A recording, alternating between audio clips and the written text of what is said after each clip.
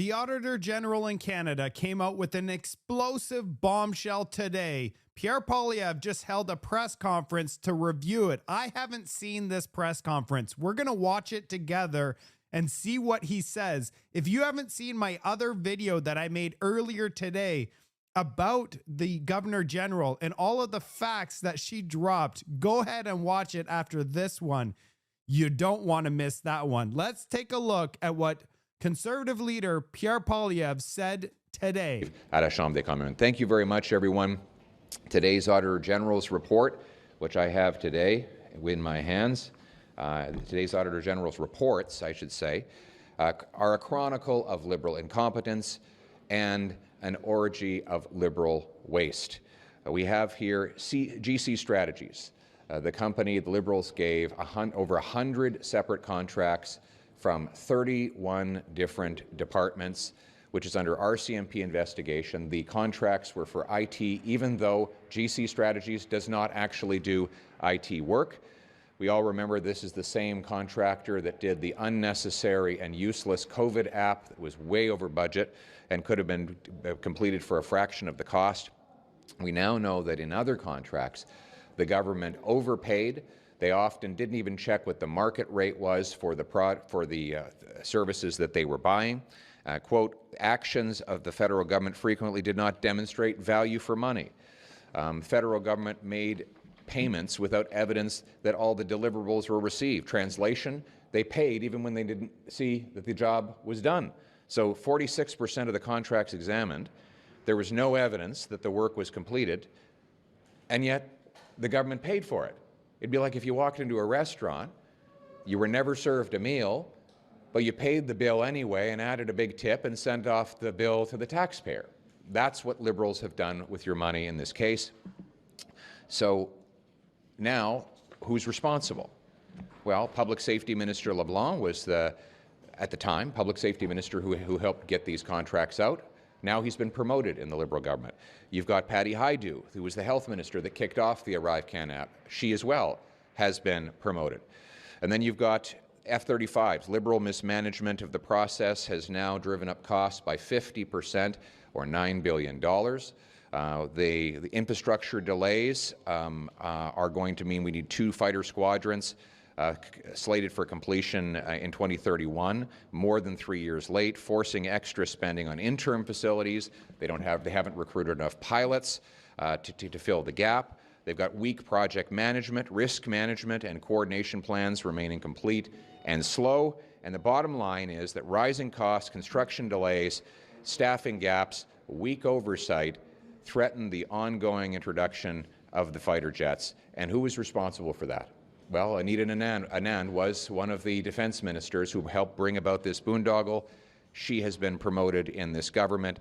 So in all of these cases, you have promotions for those who caused the problem. Now, finally, you've got federal land for housing. In the middle of the worst housing crisis in the world, the government has failed to live up to its promise to sell off federal land and buildings for housing. They said in 2017 half of their buildings and land were underused or vacant, and yet only 2% of it has been disposed of for homes. They've built only 309 homes, 90% short of the 4,000 they promised. It takes them 8 years to sell a property. 8 years. You've got $3.9 billion we could be bringing in over the next decade if we sold off these buildings and avoided having the operational costs of them.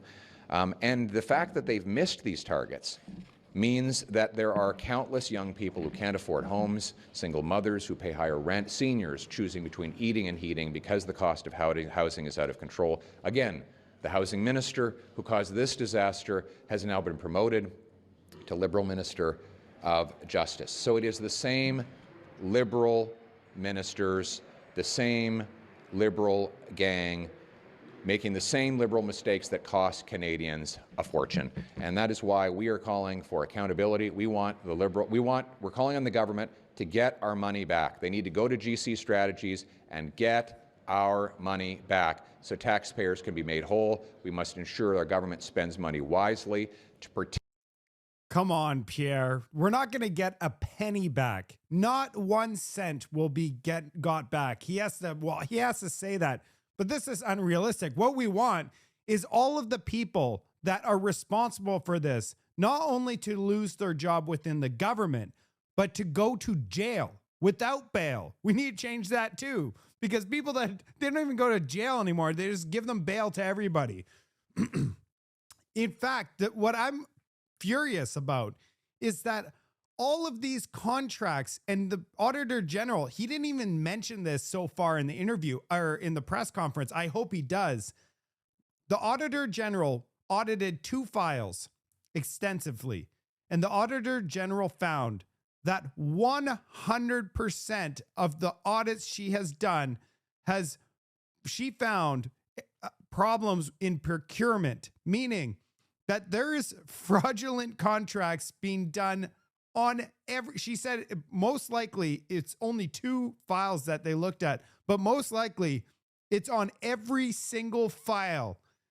That it's just insane. 100% of the files or contracts that the government's doing is avoiding all procurement. So there's to friends and family.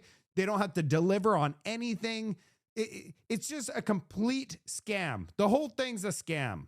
The taxpayers, to make sure this a country where hard work pays off with a great life in a beautiful home on a safe street. What do you make of the fact that public servants are not being held accountable for failing to check that this work, like, signing these contracts and never checking that the work's going to be done? Should there be punitive measures here? Well, yes. I mean, anybody who did that should be fired, but the politicians should be held accountable as well. I mean, I just finished listing all of the Liberal ministers that were in charge of these various departments that went ahead and spent this money even though it was unnecessary. I mean, look at Patty Hajdu. We said that the ArriveCan app was unnecessary, and they went ahead and used it anyway. We didn't need it. It didn't do any good, and it cost a fortune. Why was she not held accountable instead of promoted by Mark Carney? Why was Dominic LeBlanc, who was the public safety minister, not held accountable? Why was Sean Fraser promoted after he made these mistakes? This Liberal government is in a habit of promoting politicians who waste people's money and screw up people's lives. Sur les F-35, le gouvernement canadien dit... That I could agree with. They promote the worst of the worst. If you are 100% incompetent, promotion. Promotion for you. If you actually do your job, oh no, you are going to get demoted. Qu'il repense le contrat. On va recevoir les 8 premiers avions, mais pour les autres, à cause de ce qui se passe avec M. Trump, pas certain. Vous pensez quoi de ça et vous feriez quoi? C'est le temps de publier le revue. I'll translate this in English for people. They're talking about the contracts for the F-35s, and also how Mark Carney said that he's going to move all of our money. 75% of all the money for military is being spent in the U.S.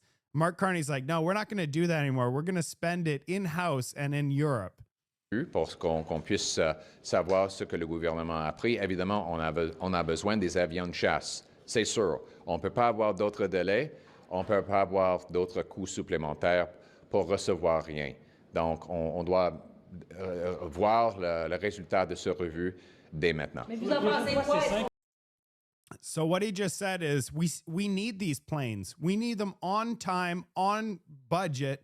And we're going to look at this report and we need to get it done. Est-ce que C5 doit être scindé en deux entre la partie 1 sur la mobilité de la main-d'œuvre et la partie 2 sur les pipelines et bâtir le Canada, comme le propose le Bloc québécois?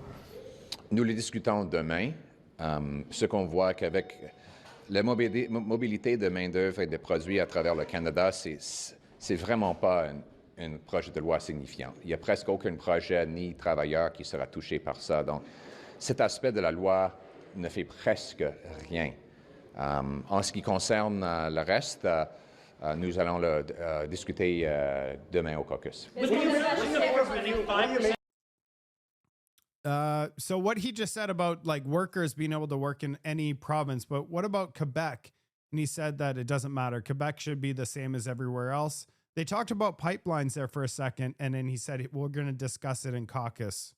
GDP on defense spending, that's going to be the new target for NATO. What's that? I didn't hear you. With the Conservative support spending 5% of GDP on defense. I don't know any of our allies that are spending that sum right now. I'm aware of promises being made, but I mean Hold up 1 second. Now that we know that all of these contracts are going to friends and family, I don't think we should be increasing a damn thing until we get this thing figured out. We don't even have a budget. This is the most absurd part. We have zero budget. There's zero accountability with these Liberals. Now we know that they're giving contracts to friends and family. We have zero budget.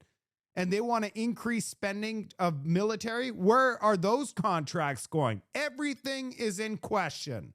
Americans, I think, are at 3.4. That's actually down from 3.6 because of the DOGE process they brought in. But we want more money for defense, want to rebuild our armed forces. The other thing we want to focus on is value for money. So let me give you, here we have the report on the fighter jets. There we go. Oh, you got a second one, just in case. Just in case I want to read it twice, he's got a second copy.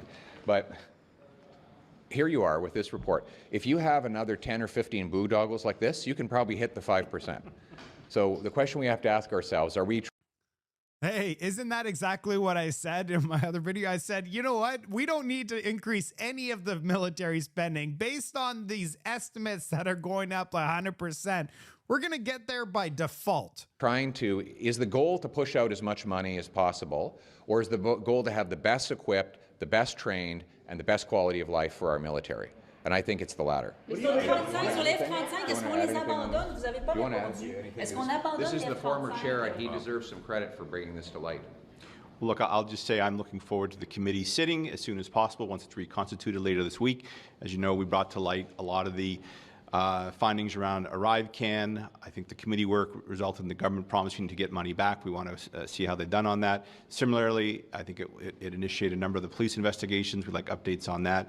We have more work to do on the Green Slush Fund, and today's reports from the auditor give us more work to do going ahead as well. And odds had our Treasury Board critic as well, Stephanie Kusie. Thank you. The Auditor General made it very clear that the rules are clear, and yet the Liberals seem to be incapable of following the rules and enforcing the rules. Likewise, this House passed a motion whereby we agreed that we should get the money back, and yet we have yet to see assent from GC Strategies. When are we going to get our money back? When are Canadians going to get their money back? These are questions we still need answers to from this Liberal government. What do you make of the border? What do you make of the border security? What do you make of the border? One thing I should say, she's absolutely right. We need to get the money back for taxpayers. What do you make of the border security? We're not going to get a damn cent back, and we know it. Yeah, we could ask for the money back, but what we actually want, what I mentioned before, is we need a bunch of jail time. There's criminal activity occurring in this country, and no one is being held accountable. It would be nice to get the money back. We want jail time. Security bill that was tabled last week, Bill C2, you haven't offered your views on it. Can you give us? Well, we support a stronger border. We want severe limits on population growth to reverse the damage the Liberals did to our system. The population has been growing out of control. Our borders have been left wide open. This has caused the free flow of drugs, human trafficking, illegal migration, and much worse. And that is why we want a stronger border.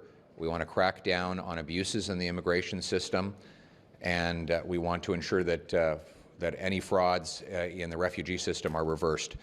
Those are the things we're looking at, but we're also going to study the bill carefully to make sure that, you know, long-standing Canadians who are following the law are not having their rights and freedoms violated. Thank you.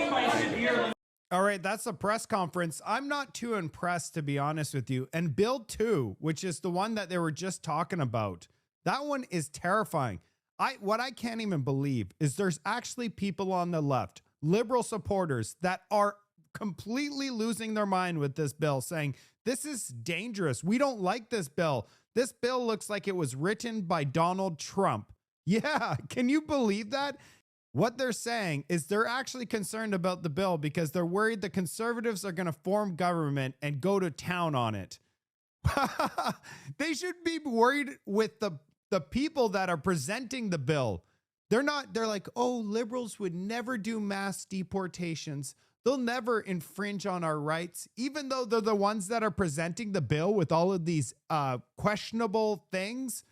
They should be worried about the Liberals, and it could happen faster than they think.